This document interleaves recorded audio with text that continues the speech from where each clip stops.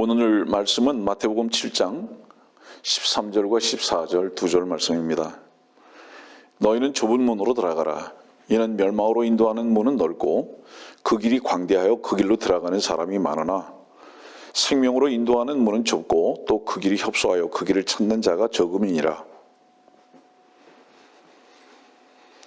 지난주 설교 시간에 이사야서 강해에 대해서 먼저 말씀을 드렸었습니다. 그러나 약속을 하지는 않았습니다. 그럴 생각이다.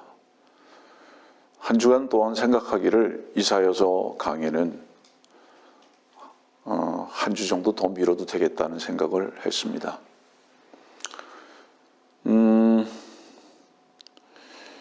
좁은 문으로 들어가라. 멸망으로 인도하는 문은 넓고 그 길이 광대하다. 근데 그 길로 들어가는 사람이 많다. 왜 그럴까요? 이유가 뭘까요? 무엇이 좁은 문인지 무엇이 넓은 문인지를 모르기 때문에 그렇습니다. 무엇이 멸망으로 들어가는 문인지 무엇이 생명으로 인도하는 문인지 모르기 때문에 그렇습니다. 문제는 거기에 있습니다. 사람들의 눈에 보기에 이 길이 생명으로 인도하는 문이라고 생각하기 때문에 많은 사람들이 거기로 가는 겁니다. 좁은 문은 사람들 눈에 볼 때 저기는 결코 들어갈 문이 아니다라고 여기기 때문에 들어가는 사람이 없는 겁니다. 저기 들어가서는 안 되는 문인 거예요.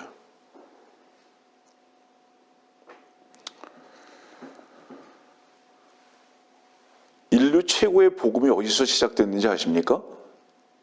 인류 최고의 복음은 갈보리 십자가에서 시작됐습니다. 거기서 주님이 죽으셨습니까? 왜? 말씀을 듣고 있는 우리가 죽어야 할 존재였기 때문입니다. 인류의 복음은 어디서 시작돼야 하는 줄 아십니까? 당신들이 죽어야 할 존재로 발견되는 것으로부터 시작돼야 합니다. 그런데 이 발견이 불가능합니다. 이것을 가지고 설교를 시작하는 이유가 뭔지 아십니까? 위기입니다. 온 세상이 어지럽습니다. 실제로 그렇습니다. 아마 2차 대전보다 더 어려운 위기 상황이 올 것 같습니다. 그러나 광고 시간에도 말씀드렸듯이 여기 설교자는 일도 두렵지 않을 뿐만 아니라 오히려 마음 깊은 곳으로부터 소망을 갖게 됩니다. 왠지 아십니까? 십자가로부터의 복음을 들은 사람은요, 망하는 것 같은 것을 통해서 생명과 소망의 빛을 볼 수 있기 때문입니다. 혹여 말씀을 밖에서 들으시는 분들이 두려움이나 떨림이 있으시다면 서슴지 마시고 연락하십시오.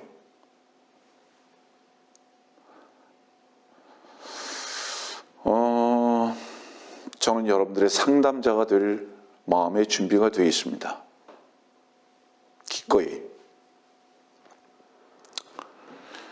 자, 이 좁은 문은 얼마나 좁은 문인지 아십니까? 낙타가 바늘기로 들어갈 수 없는 문입니다. 무슨 뜻이죠? 불가능한 문이라는 뜻입니다. 사람으로서는 절대 들어갈 수 없는 불가능한 문. 이래서 좁은 문입니다. 그런데 이 멸망으로 인도하는 문은 뭔지 아십니까?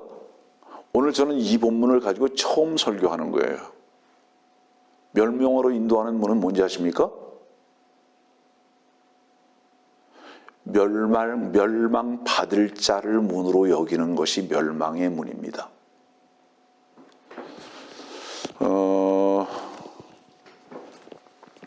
요한복음 17장을 제가 잠깐 볼게요.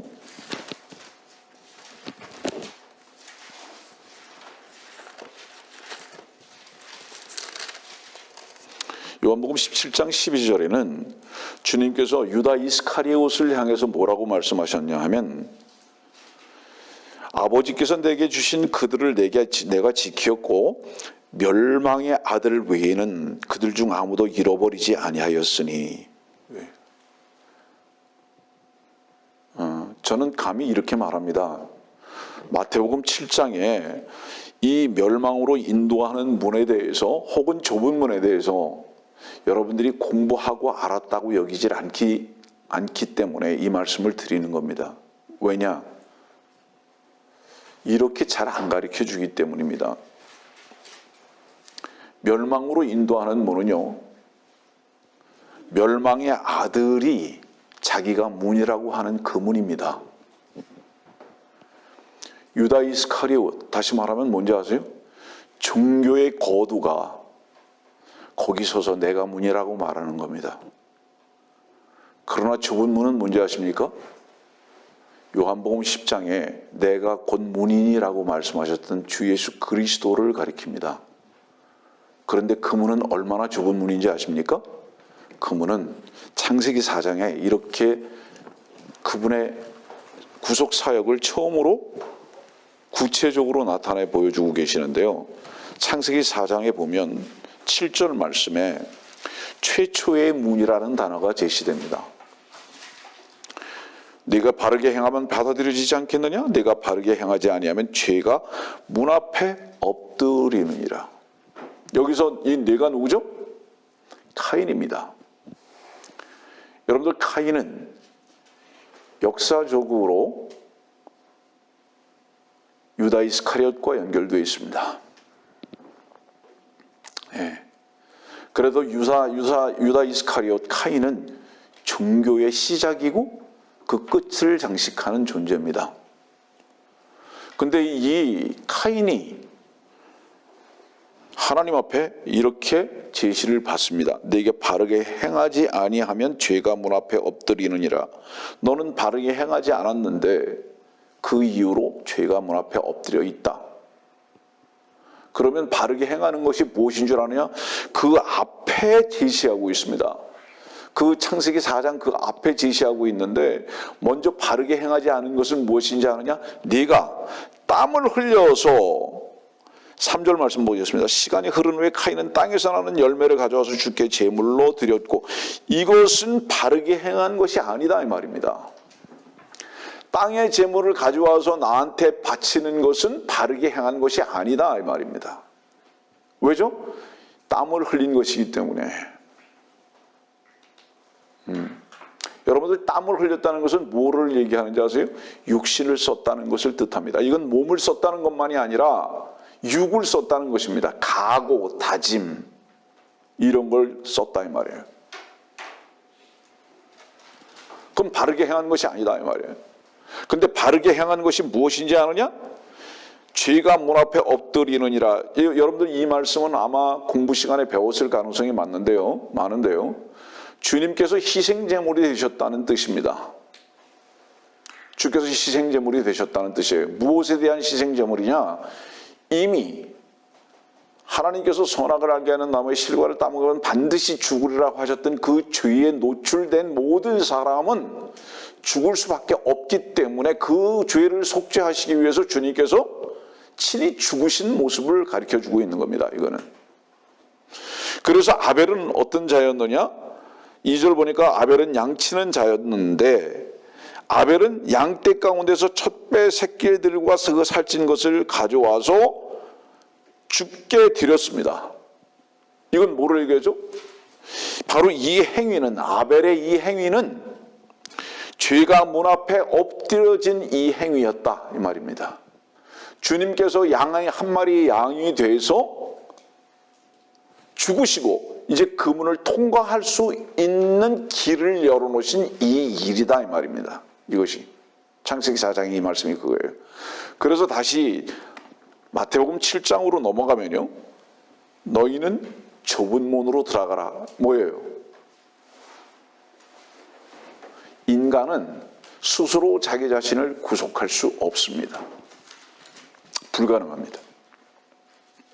물론 마태복음 7장은 교리적으로 언제를 가리키느냐 하면 대환란 때와 천년왕국으로 연결되어지는, 지금 신약시대에 적용되고 있는 말씀은 아니지만은 이 부분은 나중에 이제 계시록을 여러분들에게 가르쳐 드리면서 다시 다룰 부분이니까 넘겨놓겠습니다. 미리 밖에서 말씀을 듣는 분들한테 간곡히 부탁하는 것은, 오늘 여러분들에게 전해드리는 말씀을 그냥 듣지 마시고 성경을 찾아가면서 읽어보고 관찰하신다면 매우 크게 유익이 되리라고 생각합니다. 혹여 가능하다면 오늘 여러분들에게 전해드렸고 불러드렸던 성경 구절들을 유튜브 영상에 올릴 수 있을지 알아보고, 올릴 수 있으면 그 밑에 전체적인 성경 구절만 요약을 해서 그냥 올리도록 그렇게 좀 한번 해볼 생각입니다. 예를 든다면 뭐 계시록 17장 2절, 예를 들어서 데살로니가 후서 몇 장 몇 절 이렇게만 올리겠다는 그런 의미입니다. 그럼 그거를 찾아보고 같이 공부하면 많은 유익이 있을 거라고 생각을 합니다. 자, 그래서 이 좁은 문은 무엇이냐? 인간은 들어갈 수 없는 문입니다. 낙타가 바늘 끼로도 들어갈 수 없는 그 문입니다. 그러나 주님께서는 이미 그분 자신이 그 문에 희생제물이 되심으로 말미암아 우리를 그 문으로 초청하셨습니다. 이게 양의 문입니다. 다시 말하면 사람으로서는 할 수 없지만 하나님으로서는 하셨었던 바로 그 일. 그런데 문제는 뭡니까? 이 문이 문인 것을 모르는 겁니다. 왜냐하면 멸망으로 인도하는 문, 다시 말하면 멸망의 아들이 이끄는 문은 네가 문이 되라는 문이기 때문에 그렇습니다. 네 자신이 문이 되라고 말하기 때문에 이것이 바로 종교의 문입니다. 인간 스스로가 무엇인가 만들어서 길을 내는 바로 이것을 말을 하고 있다는 것을 절대로 잊어버리지 마십시오. 저는 며칠 전에도요, 저는 코로나 바이러스라는 말을 쓰기를 별로 원하지 않습니다. 저는 트럼프 대통령이 썼던 그 단어를 쓰기를 원합니다. 차이나 바이러스, 우한 바이러스. 왜냐하면 그것이 사실이니까요. 어쨌든 이 바이러스가 전 세계에 퍼지게 됐는데 교황이라는 자가 이렇게 기도했습니다. 하나님, 이 병에서 우리를 구원하소서. 아멘. 죄송합니다. 미친놈입니다.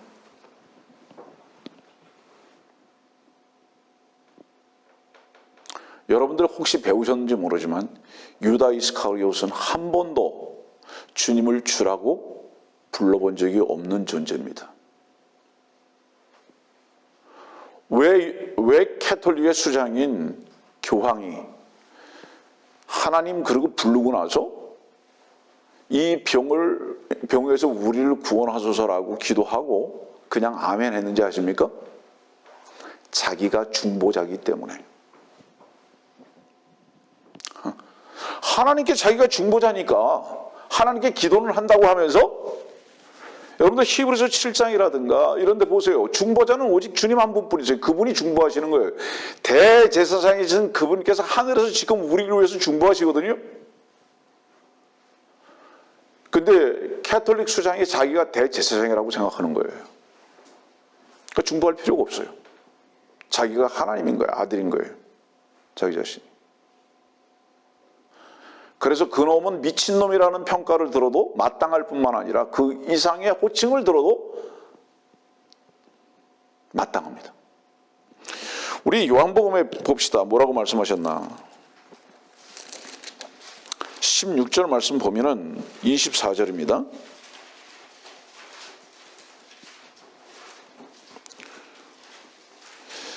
지금까지는 너희가 내 이름으로 아무것도 구하지 아니하였으나 그러나 구하라. 구하지 아니하였으나 이제 구하라. 그럼 받는다.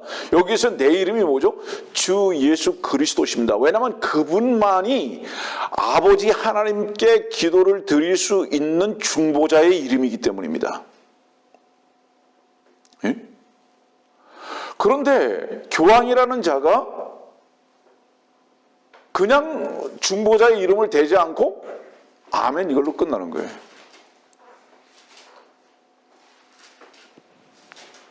근거가 누가 됐죠? 자기 자신이 됐습니다. 직통으로 만나는 겁니다. 하나님.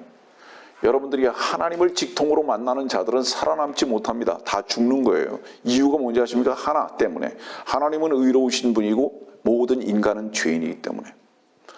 그래서 의인이신 참 선이신 하나님을 만나기 위해서는 먼저 의와 선 가운데 하나가 되어야 합니다. 이것이 십자가로서 하나가 되게 하신 주님의 사랑의 은총인 것을 우리는 압니다. 이것이 주 예수 그리스도셨거든요. 근데 이것을 제거하고 만나려고 그러는 거예요. 죽어 마땅한 자죠. 이게 멸망의 아들입니다. 그런데 이 문으로 가는 자들이 너무 많은 거예요. 이 멸망으로 가는 이 문이. 이게 무엇을 의미합니까? 전부 다 종교인이 돼버리고 만 것입니다. 종교는 뭔지 아세요, 여러분들? 인간의 고상함을 하나님의 고상함에 맞춰서 살려고 하는 겁니다. 나도 고상해야 된다고. 요즘 몇 번 우리가 이 근처에 맛있는 국수집이 생겼습니다. 그게 뭐냐면 그 이름이 노포예요. 노포. 이 노포라는 국수집의 이름이 뜻이 뭔지 아세요? 포기하지 않는다. 노포기 이 말이에요. 노포기. 그런데 세상적인 관점에서 볼 때는 멋진 이름을 지었습니다. 포기하지 않는다. 그렇죠? 얼마나 멋있어요. 어떤 일에도 포기하지 않는다. 그 집의 주인께서 꽤 친절하시고 꽤 양심적이시고 아주 참 비즈니스를 잘하십니다. 근데 그 이름이 노포예요. 며칠 전에 우리 교회 형제가 이런 말을 했습니다. 제가 이제 간접적으로 들은 얘기인데, 이것도 하지 마라, 저것도 하지 마라. 누가 그런 말을 한다는 겁니다. 이런 것은 뭐라고 말하는지 아십니까? 자기의 각오와 다짐을 가지고 사는 것이라는 것을 말합니다. 간단히 설명할게요. 여러분들이 여러분들의 의지로 이 땅에 왔습니까? 얘기해 보세요. 여러분들의 다짐으로 이 땅에 왔습니까? 말해 보세요. 아니에요. 많은 사람들이 이 바이러스로 인해 가지고 죽음을 두려워하는데, 죽음이 여러분들의 의지로 죽음을 지금 준비하고 있습니까? 내가 이때 가야지. 그래서 갔습니까? 아니죠. 시작도 끝도 여러분들의 이렇게 해야지 저렇게 하지 말아야지 하는 것으로 시작도 끝도 오지 않고 마치지 않아요. 맞습니까? 인정합니까? 그런데 왜 가운데 과정은 여러분들의 의지와 다짐을 가지고 살 수 있다고 생각하십니까? 이게 뭐죠? 건방 떠는 겁니다. 인간이 자기의 가치를 과대 망상 속에서 평가하고 있는 겁니다. 어디까지만 되는지 아세요? 노력하고 힘껏 땀을 흘려보세요. 여러분들이 100m를 9초에는 뛸 수 없습니다. 아세요? 노력하고 힘껏 또 땀을 흘려보세요. 여러분들이 10일 동안 굶으면서도 남의 것 훔치지 않을 수 있을지는 모르겠지만, 여러분들이요, 우리가 얼마나 연약한 존재들인지 압니까? 종교는 자기와 의지를 액기스로 삼고 그거를 자랑하면서 살아가는 자들을 말하는 겁니다. 그러나 우리는 그것이 마귀로부터 온 것인 것을 알기 때문에 하나님 앞에서 우리의 의의를 자랑하거나 선하고자 하는 그런 노력이 얼마나 위장된 것이고 위선된 것이며 거짓된 것인 것을 알기 때문에, 우리는 그것이 죄인 것을 알기 때문에, 그것이 멸망으로 인도하는 광대한 길인 것을 알기 때문에 우리는 거기서 돌아서서 좁은 문이신 주 예수 그리스도를 인정한 자입니다. 그분이 그래서 우리의 새로운 시작이 되었고, 어디서? 십자가에서. 그래서 그분이 우리의 영원이 되신 것입니다. 이게 복음의 시작이었어요.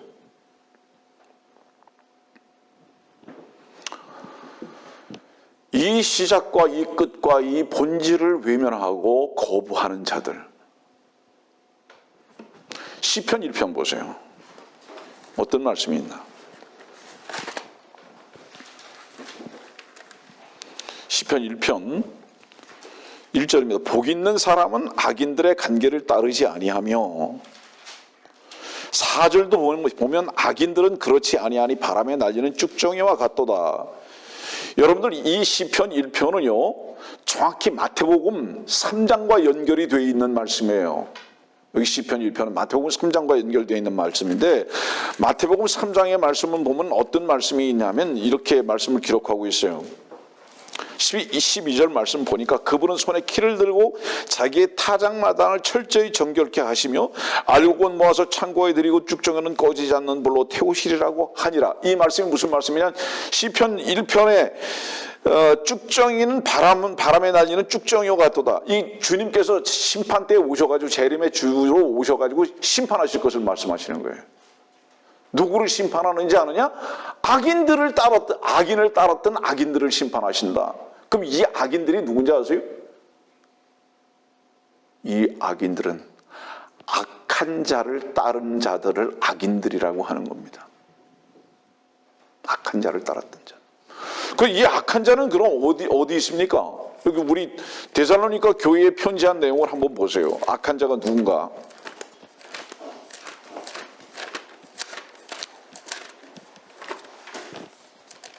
데살로니가 후서 9절 보면 그 악한 자가 오는 것은 사탄의 역사에 따라 모든 능력과 표적들과 거짓 이적들과 멸망하는 자들 안에 있는 모든 불의의 속임수로 오는 것이니, 이 악한 자는 멸망하는 자와 연결되어 있습니다. 이 멸망의 넓은 문이에요. 이 멸망의 넓은 문, 카인과 연결되고 유다 이스카리ot과 연결된 이 멸망의 넓은 문, 이게 악한 자입니다. 이 악한 자와 연결된 사람들을 악인들은 심판을 견디지 못한다. 뭐죠?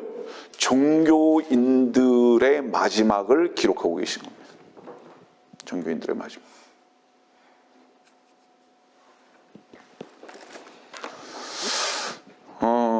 선악과 그러죠.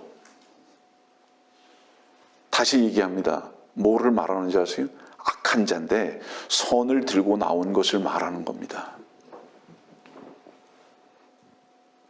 악한 자인데 선을 가지고 인간들을 유혹하고 멸망의 문으로 이끌어가는 종교의 거두를 말하고 있는 것입니다. 이게 선악과, 이게 영적인 의미에서의 선악과인 거예요. 이것이. 그래서 모든 사람들이 이것을 먹었고 이 길을 가기를 원했고 이 문에 들어가기를 원했던 것입니다.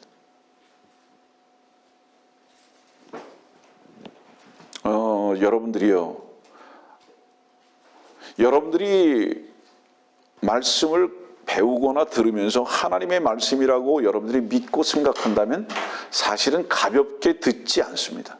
심각한 겁니다. 이유가 뭔지 아세요? 바이러스는 있다가도 없어질 수 있지만요, 하나님의 말씀은 세세토록 있도다. 불변이에요. 이 하나님의 말씀만 진리예요. 참이신 거예요. 무슨 뜻이죠? 여러분들의 생각이 어떠하든 이 말씀대로만 되는 것입니다. 지혜로운 자는 뭔지 아세요? 그래서 세상을 보고 우왕좌왕하는 게 지혜 있는 자가 아니라 참되신 주님 앞에 여러분들을 의탁하는 자입니다. 그분께 여러분들 자신을 옮겨놓은 자들입니다. 그런 사람들은 그분 하나를 믿음으로 평강을 가질 수 있습니다. 정말 그렇습니다. 다음 넘어갈게요. 그런데 모든 사람들이 이 광대한 이 길, 죽음의 그 길로 다 가고 있다. 이게 뭐예요? 종교의 길입니다. 이 종교는 누가 만들었느냐? 그 거두가 애초에 용이고 뱀이며 카인입니다. 계시록 11장 한번 볼까요? 계시록 11장. 저는 오늘도 이 말씀을 여러분들에게 얼마 동안 가르칠 수 있을지는 잘 모르겠습니다. 계시록 11장. 왜냐하면 많은 시간이 필요할 것 같아서 아쉽기도 하지만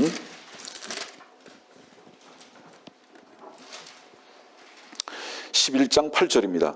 그리하여 그들의 죽은 몸들이 큰 도성의 길거리에 놓이리니 그곳을 영적으로는 소돔과 이집트라고 부르며 우리 주께서 십자가에 처형되신 곳이라.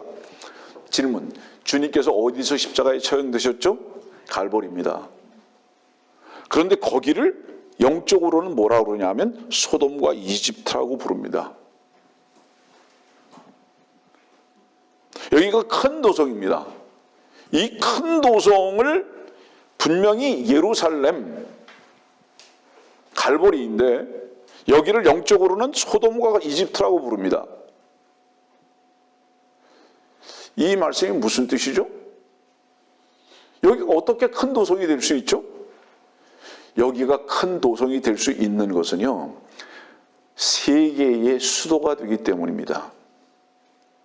그런데 여기가 세계의 수도가 되려면 반드시 어떤 조건이 충족되어야 하는지 아십니까? 예루살렘 성에 전 세계를 다스리는 왕이 있어야 합니다. 그래야 큰 도성이 됩니다. 근데 지금 현재 이 예루살렘은 큰 도성이 되지 않습니다. 제일 큰 도성이 어제 뉴욕입니다. 왜 뉴욕이 제일 큰 도성인지 아세요? UN 본부가 있기 때문입니다. 이제 그 뒤로 찾아보세요. 계시록 이제 그 뒤로 보면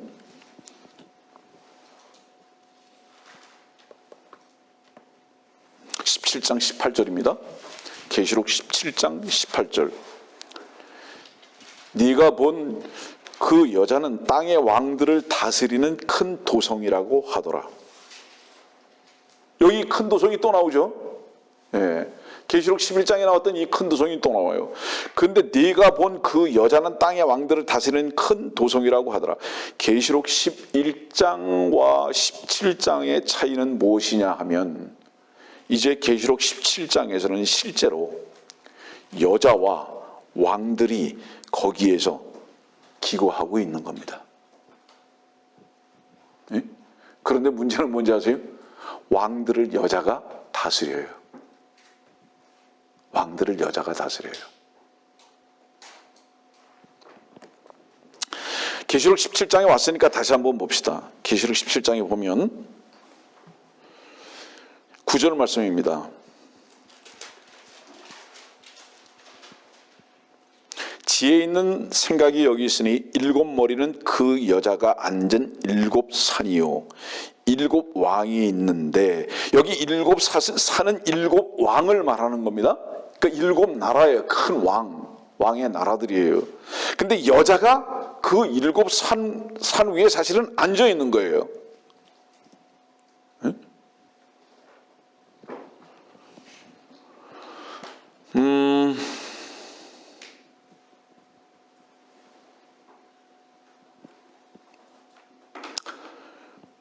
3절 말씀 봅시다. 계시록 17장 3절. 한 여자가 주홍빛 짐승 위에 앉아 있는데, 이거는 내가 설교 시간이니까 자세하게 이걸 설명을 할 수는 없습니다.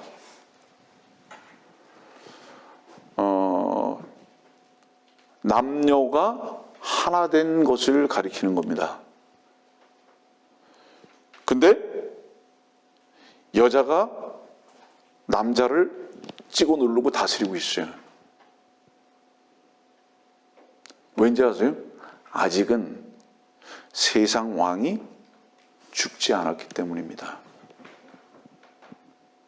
이 여자는 캐톨릭을 말하고 있습니다. 캐톨릭 수장을. 이 캐톨릭 수장이 지금 현재는 어떤지 아세요? 트럼프도, 푸틴도, 영국 여왕도, 대한민국의 문아무개도 다 다스리고 있습니다. 지금. 그러나 이제 이 계시록 17장과 18장이 넘어가면 어떤지 아세요? 그 세상 왕이 그 여자를 잡아서 끝내버립니다. 그때까지는 아직 여자가 다스려요.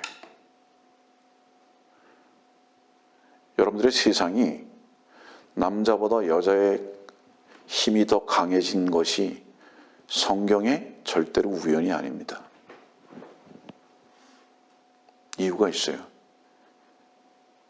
여자는 허리에서부터 나왔기 때문에 머리가 한번 되어져 보는 것이 평생 소원입니다. 나도 리더가 되고 싶은 거예요. 이것이 누구의 소원인지 아십니까? 루시퍼의 소원입니다. 마귀 사탄이죠. 그 욕망이 끊이질 않습니다. 자기가 자기를 책임지고 무엇을 가지고? 아까도 얘기했죠. 다짐, 각오, 의지, 땀, 노력. 그래서 자기가 어떤 존재인 거라는 것을 보여주고 싶어요. 우선 어디에다 보여주고 싶은지 아십니까? 자기 자신에게 보여주고 싶고 다른 사람들에게도 또한 그것을 드러내고 싶은 욕망이 있다 이 말이에요.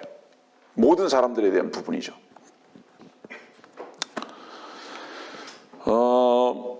왜 우리 지금 계시록 11장에 2절로 다시 넘어갑니다. 왜 여기가 영적으로는 소돔과 이집트라고 불리느냐? 바로 이 예루살렘에, 큰 도성인 예루살렘에 조금 전에 말씀드렸죠? 주님께서 온 세상의 왕으로 오시기 전, 주님께서는 언제 오시는지 아십니까? 계시록 19장 16절 말씀 보세요. 제가 두 절만 볼게요. 두 절만. 14절과 16절입니다. 또 하늘에 있는 군대들이 희고 정결한 세마포를 입고 흰 말을 탄 그를 따르더라. 주님이세요. 16절 또 그의 옷과 넓적다리에 이름이 기록되어 있는데 만왕의 왕 또 만주의 주라 하였더라. 주님께서 만왕의 왕 만주의 주로서 예루살렘 큰 도성에 앉아서 전 세계를 지배하실 때, 그때가 참으로 그 도성의 왕이신 주님께서 주인으로 오시는 거예요. 우린 그때 함께 다스리죠. 그 전에 먼저 그 도성에 와서 자기가 하나님이라고 하는 존재가 나타난다 이 말입니다. 바로 이 하나님이라고 하는 존재가 어디에 나타납니까? 이제 우리 봅시다. 데살로니가 후서 2장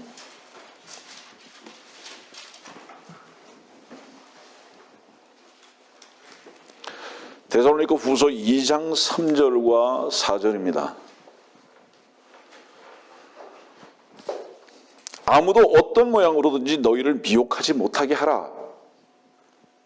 이는 먼저 배교하는 일이 이르지 않고 또 죄의 사람 누구죠? 멸망의 아들이 죄의 사람이라 이 말이에요. 이 멸망의 사람이 누구죠? 멸망으로 인도하는 자입니다. 이 멸망의 사람이 아들이 나타나지 않고는 그날이 오지 아니함이라. 이 그날이 뭔지 아세요? 주님의 재림입니다. 이건 주의 날이에요. 주님의 재림. 그런데 4절 말씀 보니까 그는 누구죠? 죄의 사람, 멸망의 아들. 그는 대적하는 자며 또 하나님이라고 불리는 모든 것과 숭배받는 대상 위에 자신을 높여 하나님의 성전에 앉아 하나님처럼 보여 자신을 하나님이라고 하느니라. 이 존재가 어디에 앉아 있는 거예요? 예루살렘 성전에 앉아 있는 겁니다. 큰 도성에. 그래가지고 자기가 하나님이라고 하는 거예요. 하나님의 이름이 뭐죠? 거룩하신 하나님. 가톨릭의 교황을 뭐라고 부르죠? Holy Father. 거룩하신 아버지. 참남한 이름입니다.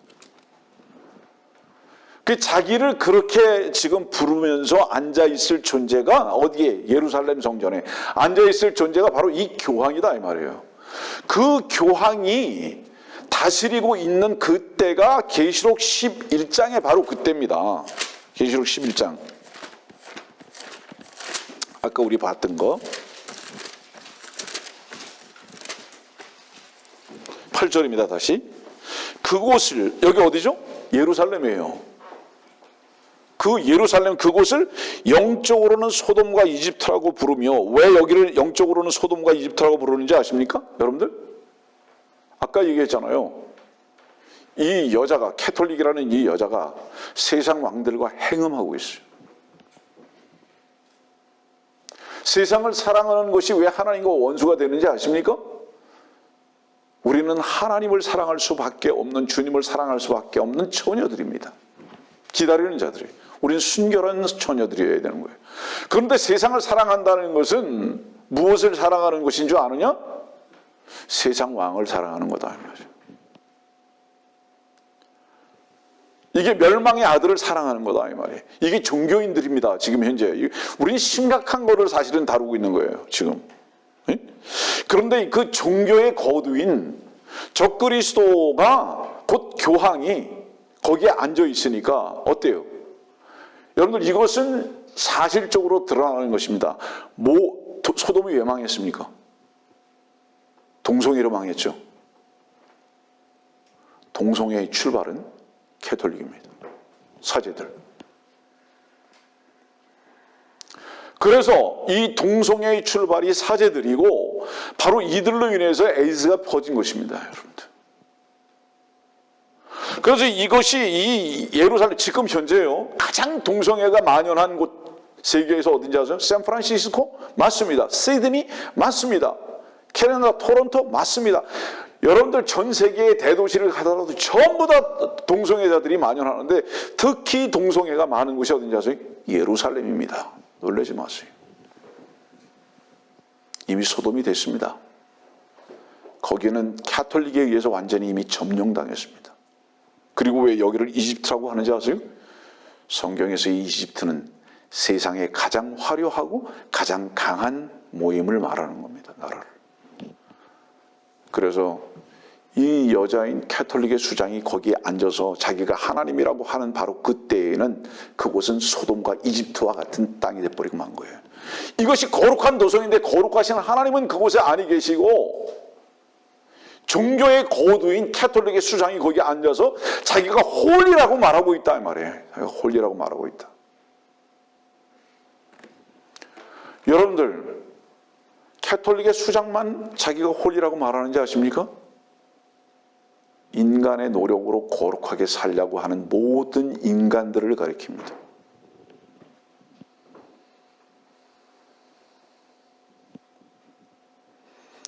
우리는 종교의 독소가 얼만큼 심각하게 전 세계와 인류에 퍼져 있고 우리들 속에 퍼져 있었던 것인가 지금도 너무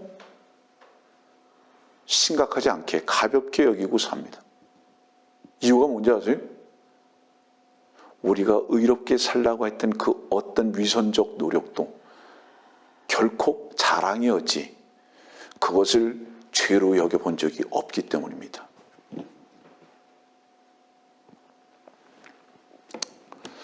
그래서 계시록에 지금 말하고 있는 종교와 세상이 하나 된 것을 가리켜서 계시록 17장 다시 갑니다.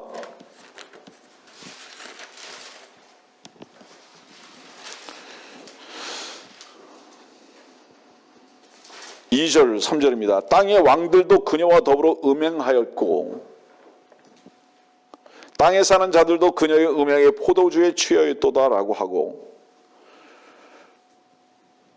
지금 모든 그 땅의 왕들과 그녀가 하나가 돼버린 거예요. 다 종교와 정치가 완전히 하나가 된 겁니다. 정치와 종교가 분리라고요? 분리가 된 거 아니고요. 서로를 인정하면서 공존하고 있는 겁니다. 공존.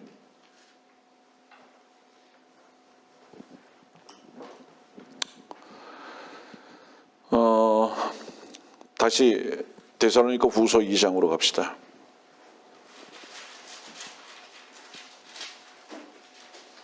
데살로니가 후서 2장 1절입니다. 형제들아, 우리 주 예수 그리스도의 오심과 그 앞에 우리가 함께 모이는 일에 관하여 이제 너희에게 간구하노니, 그분의 오심과 모이는 일, 여기 오신다는 것은 뭐를 말하는 것이냐 하면 주님의 공중 재림입니다. 그리고 우리가 그 앞에 모이는, 함께 모이는, 그 앞에 우리가 함께 모이는 일, 이제 그리스도의 심판석에 가는 거예요. 예. 그런데 이 일은 언제 일어나는지 아느냐? 불법자가, 악한 자가 나타날 바로 그때, 그리고 성전에 앉아서 자기 자신을 하나님이라고 말하는 바로 그때, 그 기점, 그때다. 우리 데살로니가 전서 한번 가봅시다. 데살로니가 전서 4장과 5장도 보면 17절 말씀입니다. 그리고 나서 살아남아 있는 우리도 공중에서 주와 만나기 위하여 그들과 함께 구름 속으로 끌려 올라가리니 그리하여 우리가 영원히 주와 함께 있으리라. 참고로 말하는데요, 복음서에서 말하고 있는 휴거는 교회의 휴거를 다루고 있지 않습니다. 복음서에는, 자, 여러분들 데살로니가 전서 4장 5장을 짚어놓고요, 마태복음 24장으로 가보세요. 혹여 이 부분도 오해하는 분들이 있기 때문에 잠깐 짚고 넘어갑니다.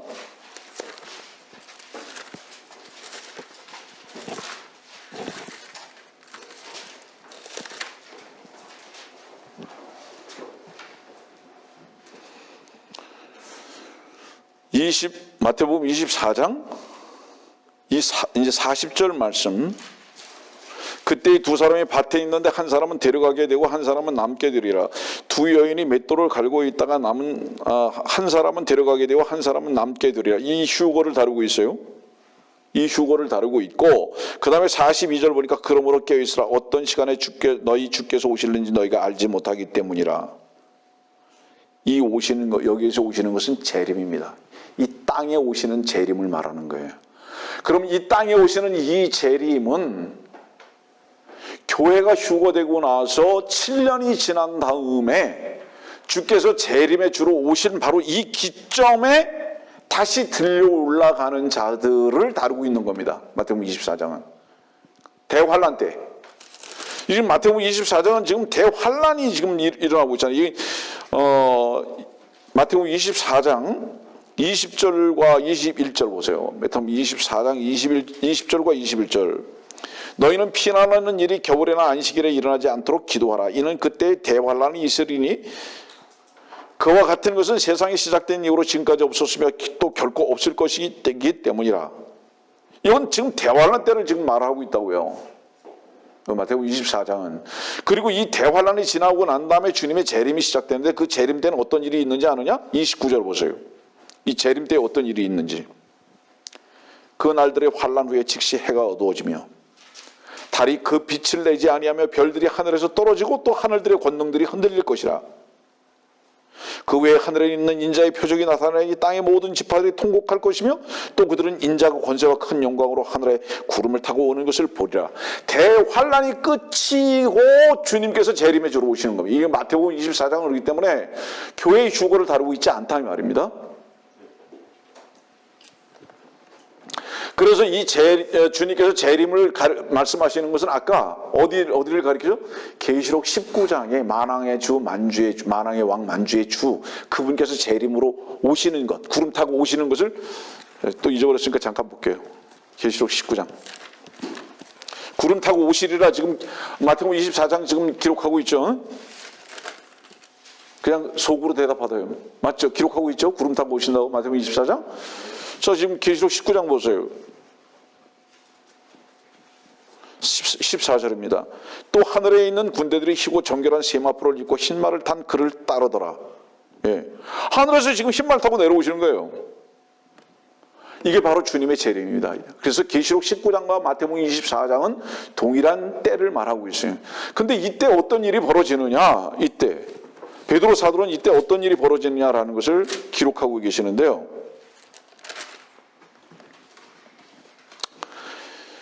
베드로 후서 3장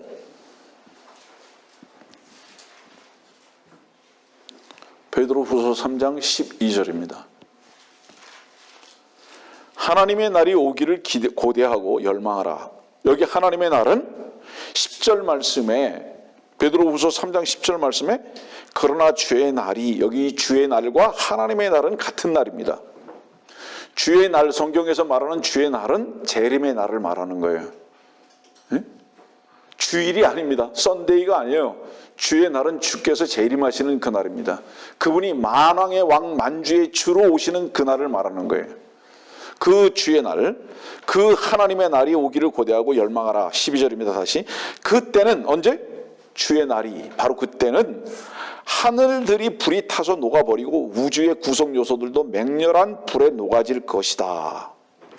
자, 이게 지금 마태복음 24장 상황이에요. 마태복음 24장은 뭐라 그래요? 달이 어두워지고 해가 어두워지고 달이 그 빛을 내지 않고 별들이 하늘에서 떨어지고, 바로 이때입니다. 재림 때. 이때 여러분들은 구원받았다면, 종교인이 아니라면 이 땅에 있습니까? 없습니까? 이 땅에 없어요. 다시 말합니다. 이 말씀을 기록하신 이는 세상을 만드신 하나님이십니다. 말씀으로 만드신 하나님.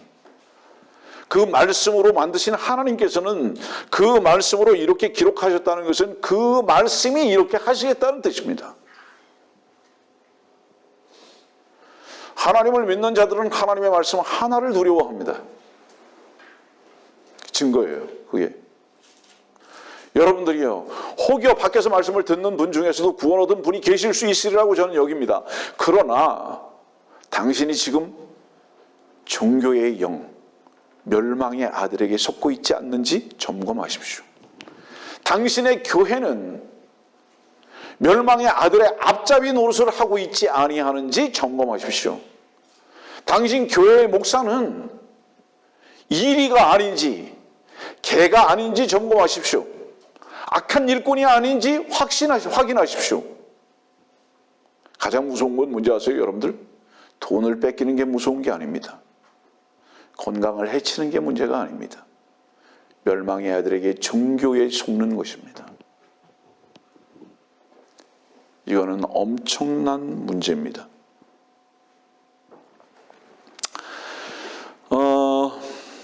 말씀을 좀 정리를 다시 해 가겠습니다. 자, 그러면 우리 계시록 11장으로 다시 가서요. 계시록 11장으로 다시 가서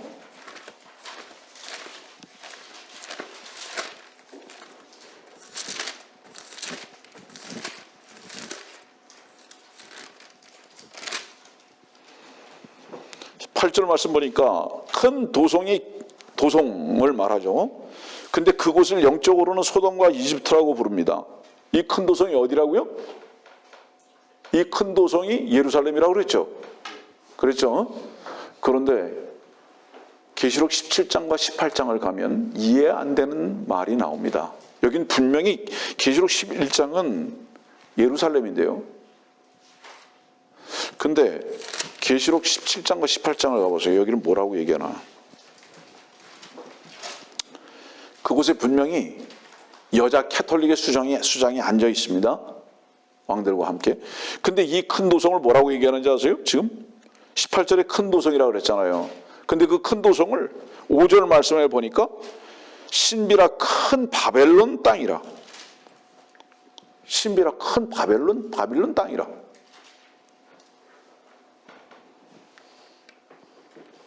이 절 말씀도 보십시오. 18장 2절이에요. 큰 바빌론이 무너졌도다. 마귀들의 거처가 되었고 온갖 더러운 영의 소굴이요 모든 더럽고 가증한 새의 소굴이로다. 10절 말씀도 보십시오. 큰 도성 바빌론이여 견고한 도성이여 일시에 너희 심판이 임하였구나. 잠깐 저 주목하세요. 예루살렘이 무너졌습니까? 바벨론 성이 무너졌습니까?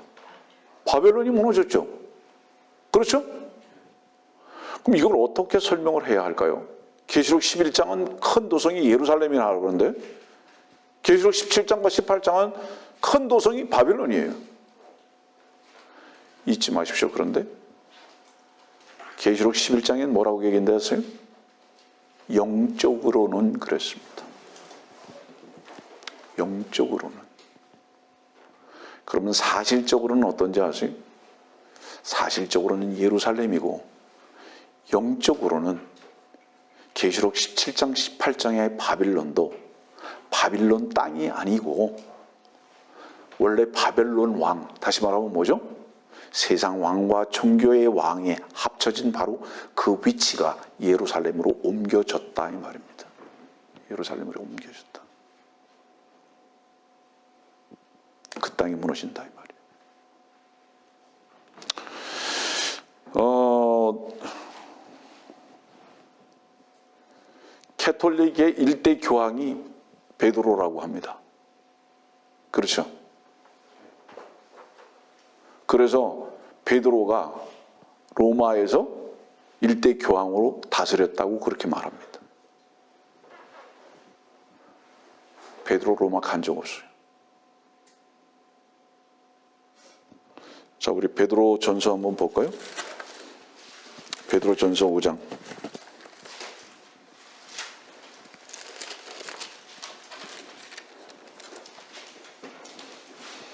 베드로 전서 5장 13절. 너희와 함께 택함을 받은 바빌론에 있는 교회와, 지금 베드로가 어디서 편지하고 있는지 아세요? 바빌론에서 편지하고 있는 거예요. 이 바빌론은 어딘지 아세요? 시날 땅, 유브라데스 갈대아 우르 쪽입니다. 실제로 거기에서 지금 베드로는 여기서 지금 복음을 전하고 있는 거예요. 여기서 지금 복음을 전하고 있으면서 어디에다가 편지하는지 아십니까? 이거 베드로전서 1장 1절 보세요.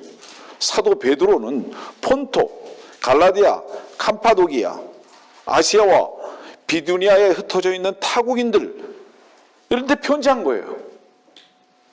어디서 있으면서 편지한 거예요? 바빌론에 있으면서 편지한 거예요. 이때 나이가 지금 주님께서 죽으시고 주님 주후 60년이에요. 그리고 베드로는 마지막에 베드로 후서를 기록할 때, 그 베드로 후서를 기록할 때가 몇 년인지 아세요? 주후 66년경이에요. 한번 봅시다. 베드로 후서 여기 보면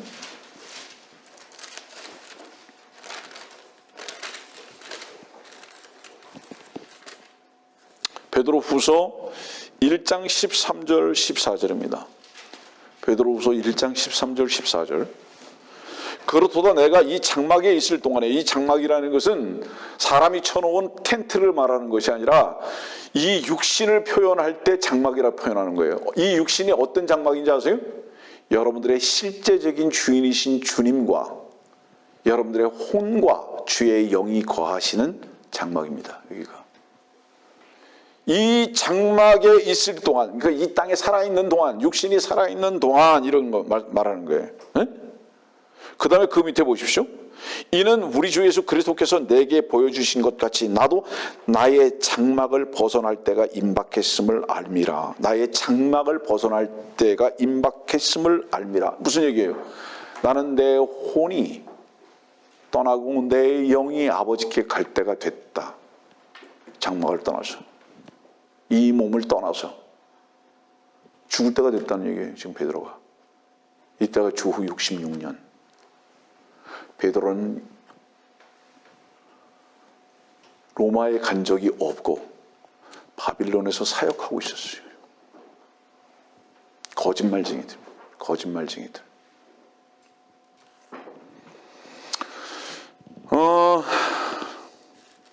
바로 여기에 캐톨릭이 왜 그렇게 계속 가려고 그러는지 아세요?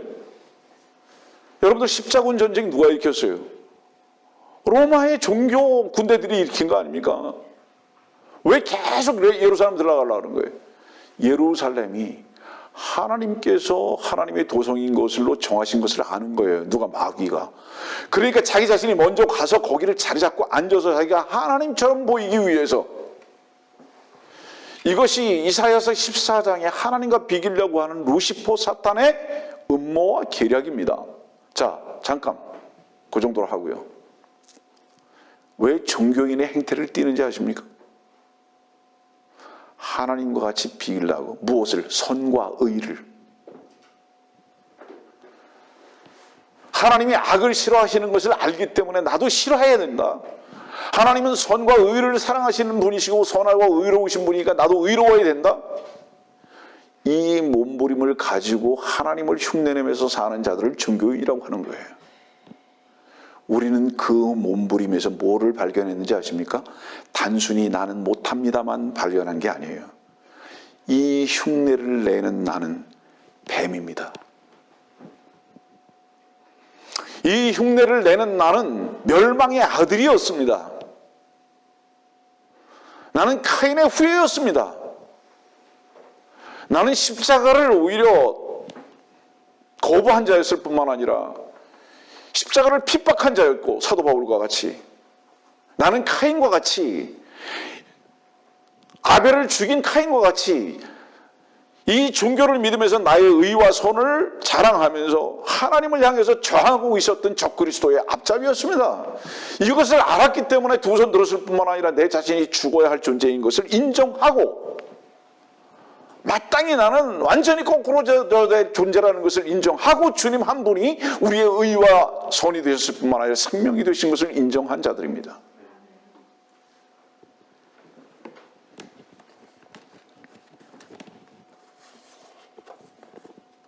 말씀을 이제 정리할게요. 아쉽지만 질문합니다. 믿어서 구원받습니까? 아멘입니까? 여러분들은 반쪽만 알고 있습니다. 믿어서 구원받지 않습니다. 성경을 제시할게요. 믿어서 구원받는 게 아니라요, 구원의 완성을 했기 때문에 구원받는 겁니다. 우리는 믿어서 구원받는 자들이 아니라요, 하나님의 아들이 구원을 완성해 놓으신 것을 발견했기 때문에 구원받은 거예요. 달라요, 이거는. 다시 말하면 우리가 믿었기 때문에 구원받은 게 아니라고요. 주께서 구원을 완성해 놓으시고 우리에게 믿게 하시는 은혜까지도 주셨다고요. 물론 우리가 주님의 말씀을 믿어야 한다는 필연성이 어디서 발견되기 시작했는지 아십니까? 나로서는 안 된다는 것을 인정하면서 주님의 말씀으로 우리의 마음이 움직여지기 시작한 것은 사실입니다. 그러나 이 모든 것이 은혜였다는 것이 구원을 얻고 난 다음에 우리의 고백이 되는 겁니다. 로마서 10장으로 한번 가보세요.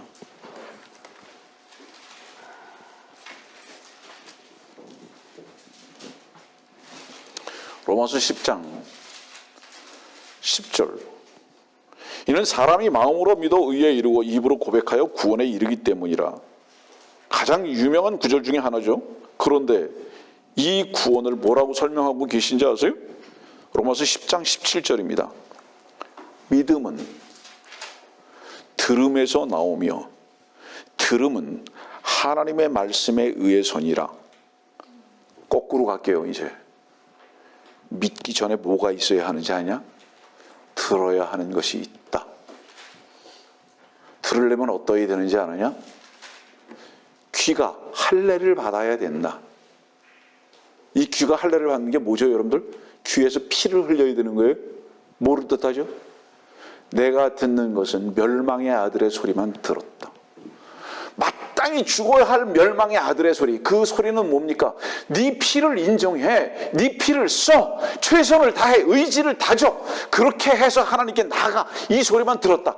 이게 죽어야 할 멸망의 아들의 소리였구나라고 내 피에 할례를 받는 거예요. 귀에다. 이거는 사망의 소리였습니다. 멸망으로 문으로 이끄는 소리였습니다. 인정하고 죽어야 마땅합니다. 그때 하나님의 말씀이 들리는데 그 하나님의 말씀이 뭡니까? 그 하나님의 말씀은 내가 다 이루었다고 하시는 그 말씀인데, 그 말씀이 로마서 10장 4절 말씀에 기록하고 계신 말씀입니다. 그리스도께서는 믿는 모든 사람에게 의가 되시고자 율법의 끝이 되셨느니라. 완성하셨다. 뭐를 어떻게 구원받았는지 아느냐? 주님께서 율법의 끝이 되셨기 때문에, 양심의 모든 요구를 완성하셨기 때문에 이렇게 선포하신 겁니다. 어떤 자에게 이 소리가 들리는지 아세요? 어떤 자에게? 자, 보세요. 들리지 않는 사람 2절 말씀, 안 들리는 사람 2절 말씀. 하나님께 대한 열성은 있으나 지식을 따라 된 것은 아니니라. 이는 그들이 하나님의 의를 모르고 자기들의 의를 세우려 함으로써 그들 스스로 하나님의 의에 복종치 아니하고 지금도 있는 자들, 자기의 의를 자랑하는 자들은 안 들린다. 절대로 안 들린다. 그런 자들에게는.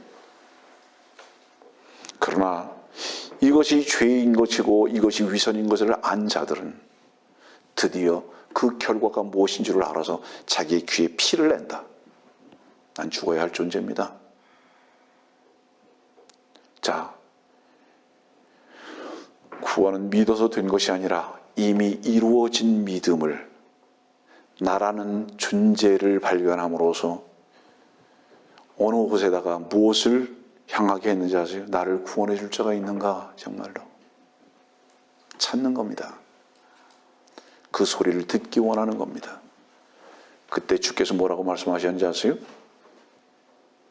요한복음 1장, 보라 세상 죄를 제거하는 하나님의 어린 양이라.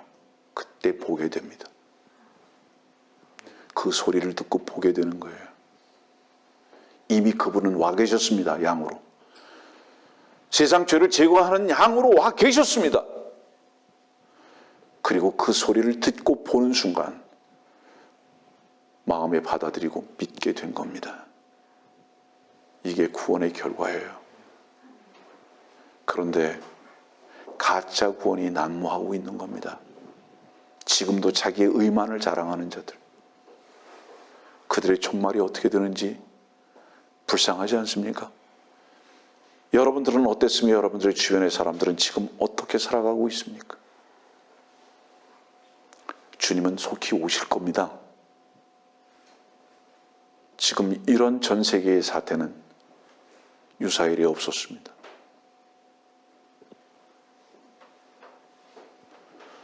주님 안에서는 평안할 수 있습니다. 주님 안에서는 오히려 소망을 찾을 수 있습니다. 오히려 기대감이 더 클 수도 있기 때문입니다. 여러분들이요, 이 주님 안에 평강을 얻기를 원하지 아니하십니까? 주님은 지금도 여러분들을 부르고 계십니다.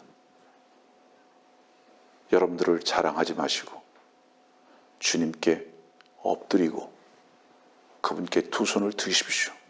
십자가에서 주께서는 여러분들을 지금도 부르고 계십니다.